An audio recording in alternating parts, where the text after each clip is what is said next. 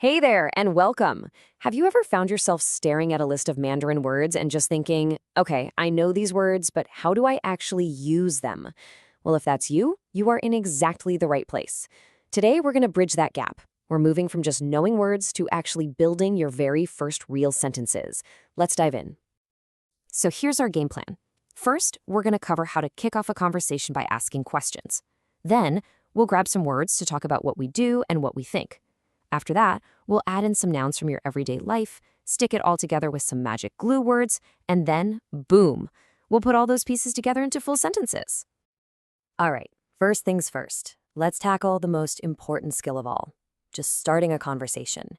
In any language, the absolute easiest way to open that door and talk to someone is to just ask a question. So these next few words, think of them as the keys that are going to unlock those doors for you in Mandarin. Okay, our first essential question word is 什么时候, which you say like 什么时候. Let's try that. 什么时候.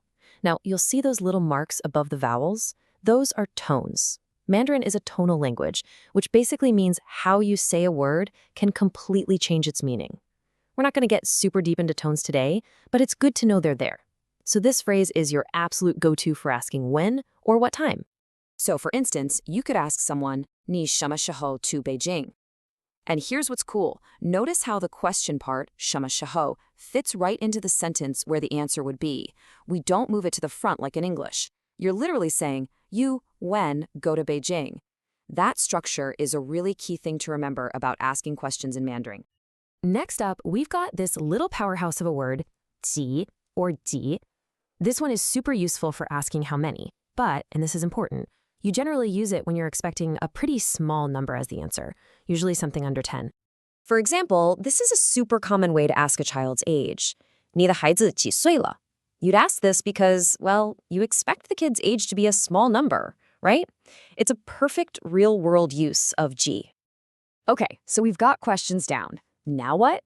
Well, the next step is being able to answer them and, actually express your own ideas. So in this section, we're going to look at some must-know words for talking about what you do and what you think. Now, this one is a biggie, 觉得, pronounced 觉得. This is how you say I think or I feel. Seriously, anytime you want to share your 2 cents on something, this is the word you're going to start with. And the best part is, the structure is so simple. You just say, 我觉得他很聪明. It's a straight line. I think, and then you just drop your opinion right in there. It's a really direct way to say what's on your mind. Now check this out, because this is where Mandarin gets really efficient. Take the word 工作, 工作. On the left, it's a verb. 我要开始工作了. I need to start working. But then look at the right. It's a noun. 你是做什么工作的? What is your job? It's the exact same word playing 2 different roles. That just shows you how flexible the language can be. Pretty cool, huh? All right, so we can ask things and we can say what we think. But what are we actually talking about? This next section is all about the nouns, the words for all the people, places, and things that make up our world. Let's start with something you're almost definitely using right now. 电脑, 电脑.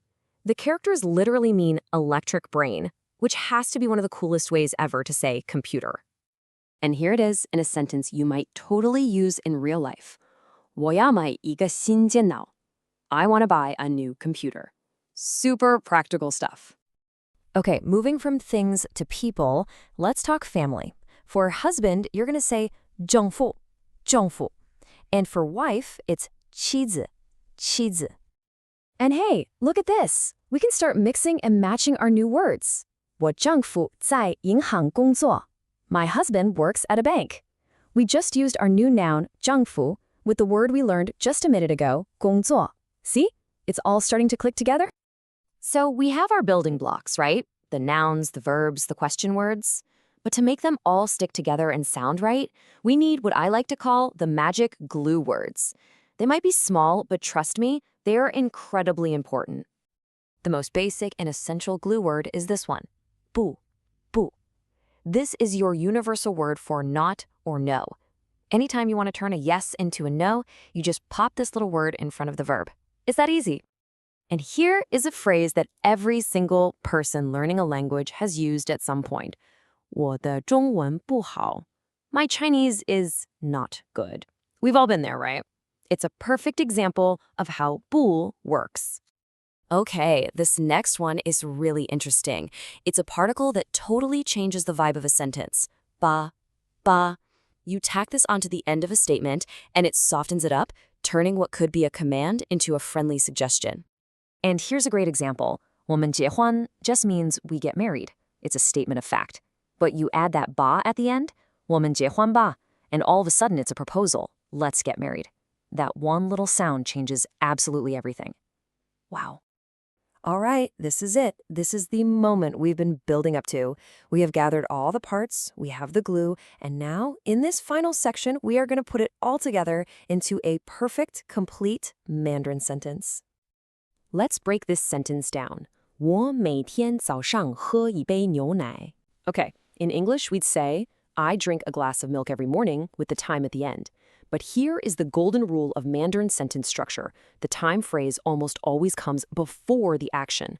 So the flow is subject, I, then time, every morning, then the action, drink, and finally the object, a glass of milk.